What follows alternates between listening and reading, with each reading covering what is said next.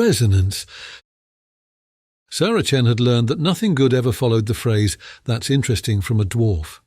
Especially not when that dwarf was hanging upside down in a crystalline maintenance pod 200 kilometers above Earth's surface, frowning at readouts that were definitely not supposed to be blinking that particular shade of amber. Define interesting, Thorin, she said, trying to keep her voice steady while her augmented reality display, filled with its own concerning metrics about the ring's ferromagnetic core, the massive structure above them spun with its characteristic buzzsaw speed, a perpetual reminder of humanity's grandest engineering project to date. Thorin's beard, meticulously braided with diagnostic crystals, swayed as he adjusted his position. Remember how you said human electromagnetic systems and dwarven crystalline architecture would harmonize perfectly? Yes?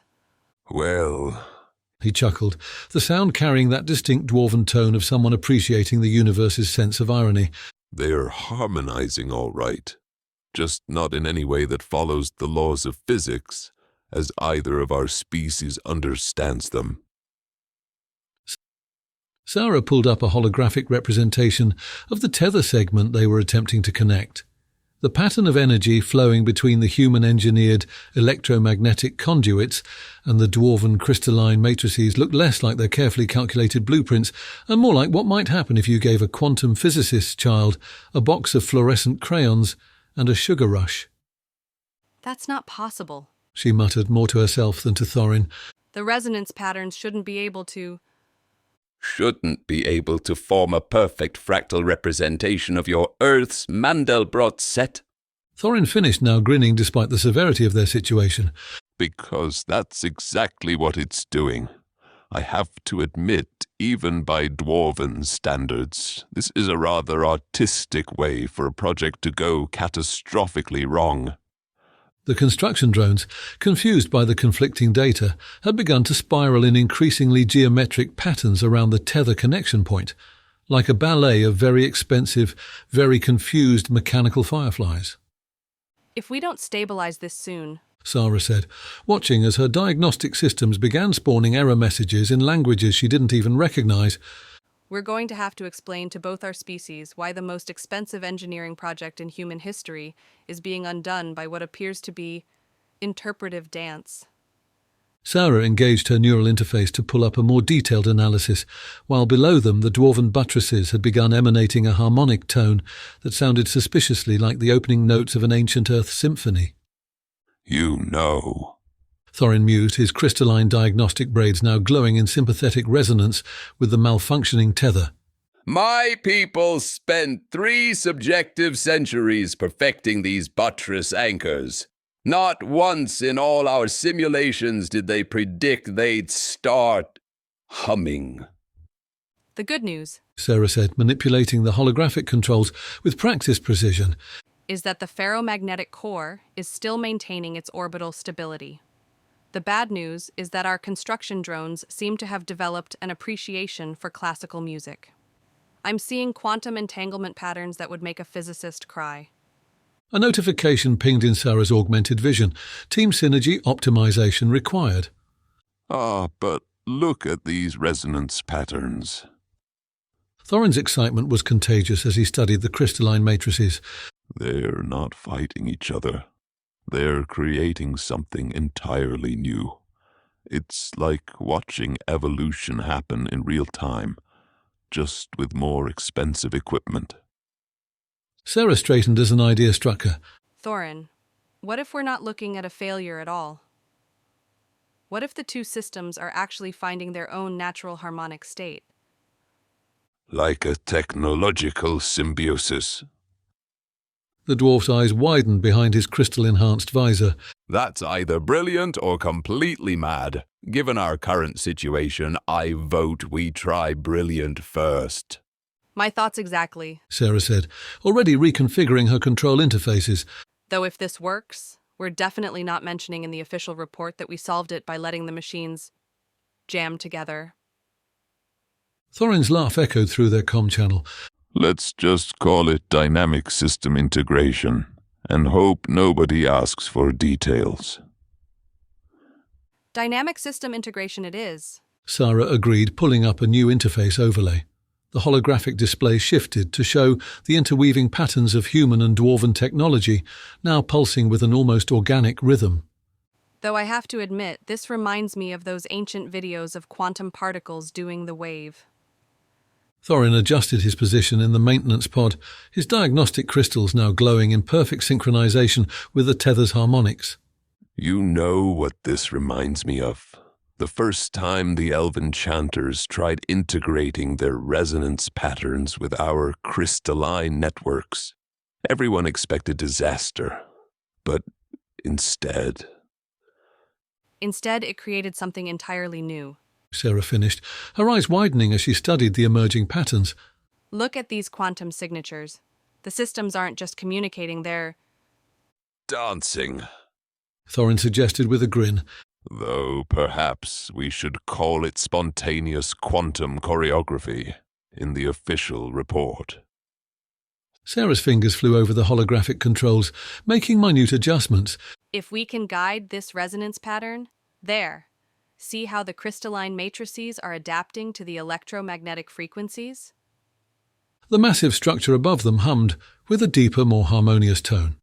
The construction drones, seemingly sensing the shift, began to realign themselves in a more orderly fashion. Though one particularly independent unit still insisted on tracing perfect fractals in the space between tether segments. Sometimes, Thorin mused, watching the systems find their balance. The best engineering solution is to step back and let the technology teach us something new. Though I suspect the project managers might not appreciate that particular insight. You know what the council will say if we mess this up, right? Sara said, making another minor adjustment to the resonance patterns. Something about how the dwarves should have stuck to their tunnels and humans to their electromagnetics. Thorin snorted, a sound that made his diagnostic crystals tinkle. Oh yes, I can hear them now. This is what happens when you let asteroid miners play with orbital engineering, as if we hadn't literally carved cities out of space rocks. The tether's hum shifted to a lower octave, and Sara's display lit up with new warnings. Speaking of carving, if we don't stabilize this soon, we'll have carved ourselves a very expensive light show visible from Mars. I don't fancy explaining to the trillionaires how we turned their precious orbital ring into a cosmic wind chime. Ha! At least the elves would appreciate the aesthetics, Thorin replied, his fingers dancing across his crystalline controls. though I suspect my clan elders would be less impressed. They're still going on about how we should have built the whole thing underground somehow. The structure groaned ominously, and Sara's neural interface flooded with red alerts. Underground, in space, right. Sometimes I wonder if your elders understand how space works. They understand perfectly well. Thorin said, his voice carrying that particular dwarven mix of pride and self-deprecation. They just think everything would work better with more rocks involved. Now, shall we prevent this magnificent feat of engineering from becoming the galaxy's most expensive musical instrument? Speaking of catastrophic failures, Sara said, eyeing the new cascade of warnings across her neural display. you know what happened to the American-Chinese competitive ring projects, right? Thorin's expression darkened slightly, though he maintained his focus on the crystalline controls. Aye, that's why we're up here now, making sure history doesn't repeat itself. Though I must say, their rings never achieved quite this level of musical appreciation. The structure's harmonic resonance shifted again, and Sara watched as the readouts showed increasing strain on the dwarven buttresses below.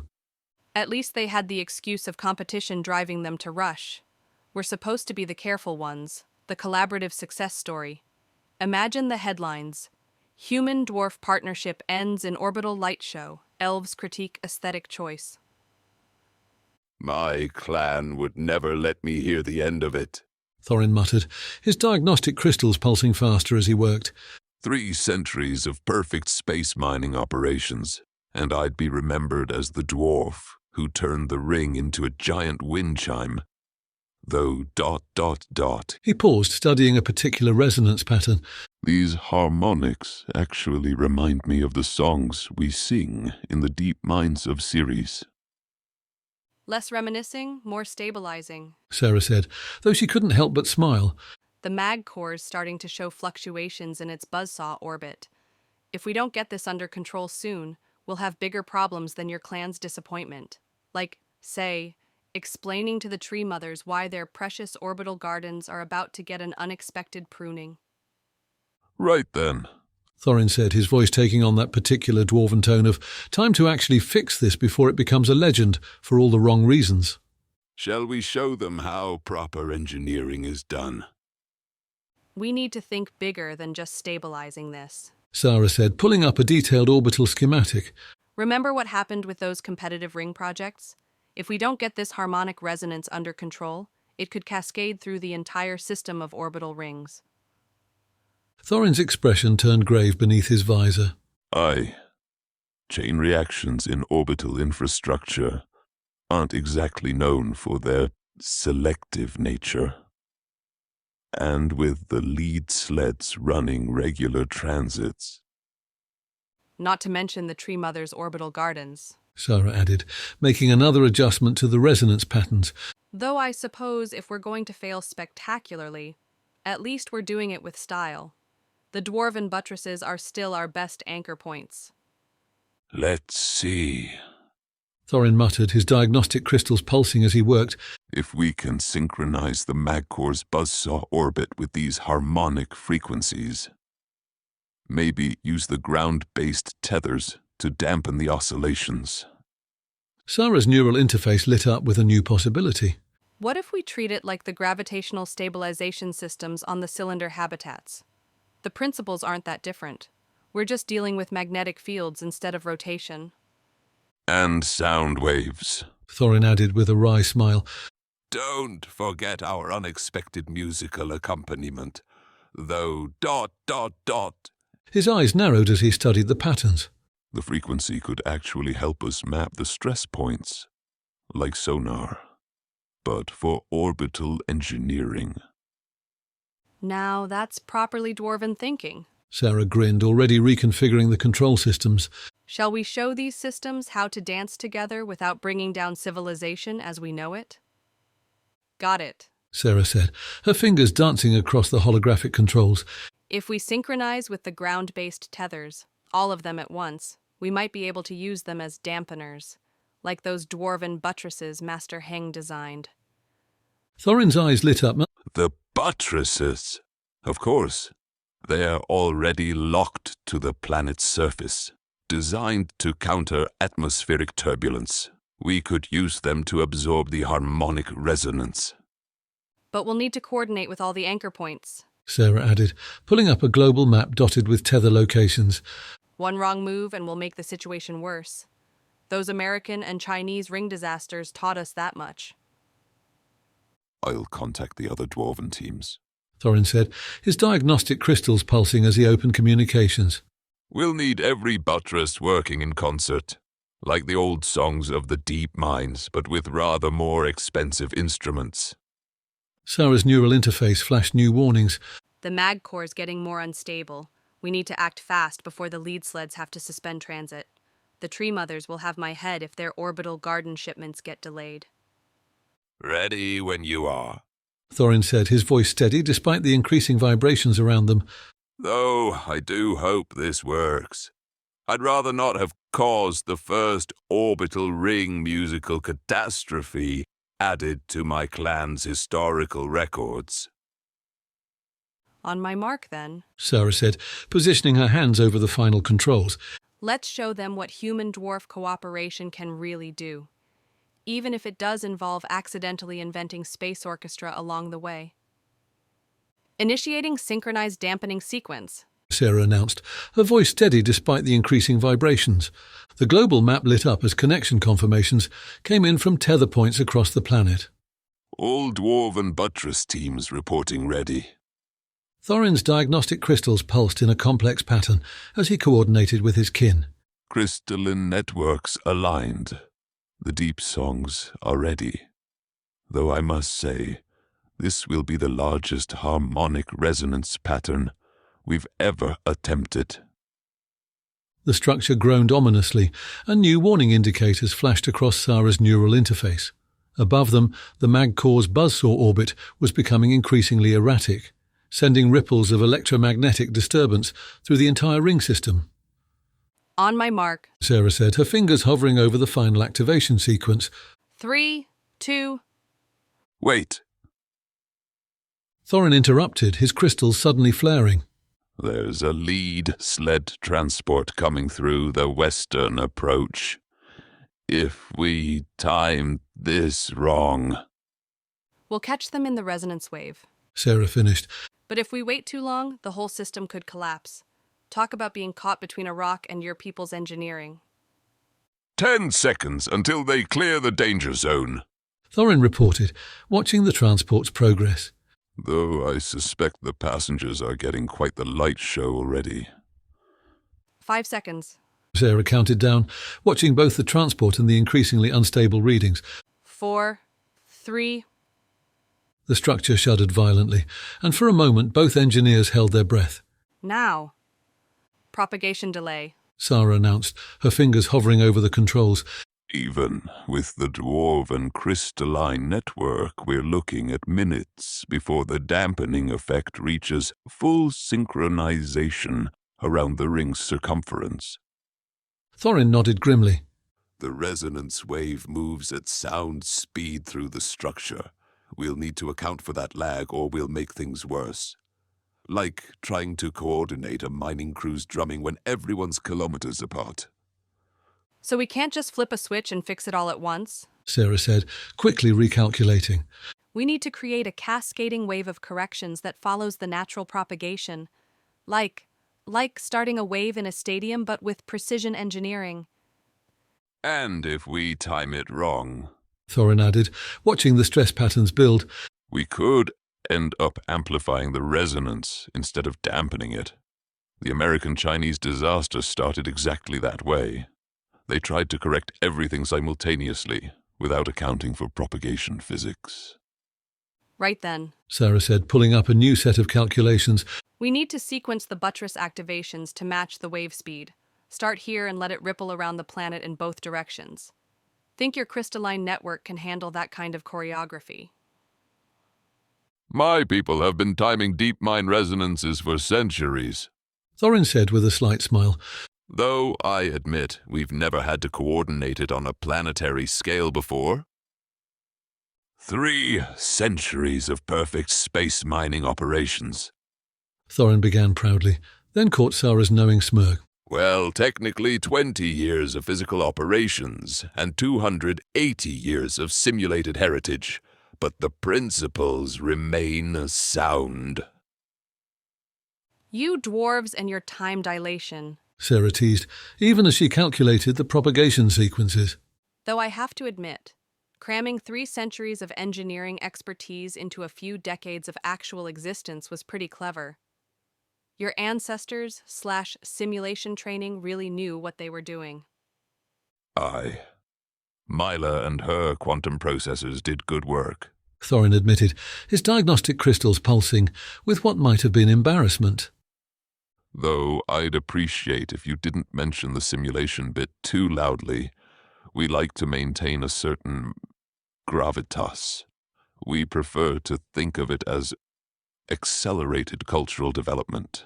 Thorin said with dignity, his diagnostic crystals pulsing in what might have been embarrassment. Though I must admit, having memories of carving stone with my great-grandfather gets a bit philosophically awkward when you remember he was a training simulation. Focus now, Sara said, returning to the crisis at hand. We've got a resonance wave moving at sound speed through the orbital ring, and all our carefully cultivated dwarven efficiency isn't going to mean much if we don't time this perfectly. Ready to show everyone what real-time engineering expertise looks like? Aye, Thorin replied, his crystals pulsing with renewed determination. Let's make our simulated ancestors proud. Warning that core resonance reaching critical threshold announced the station's AI, structural integrity at 82% and declining. Sara's fingers flew across the controls as new alert indicators bloomed. Okay, we need to time this perfectly. The dwarven buttresses can handle the load, but only if we sequence them correctly with the propagation wave. Like the great forges of Multharum. Thorin said, his diagnostic crystals pulsing rapidly. Though I suppose those memories are more simulation than history. Still, the principles of resonance control remain sound, whether learned in virtual reality or...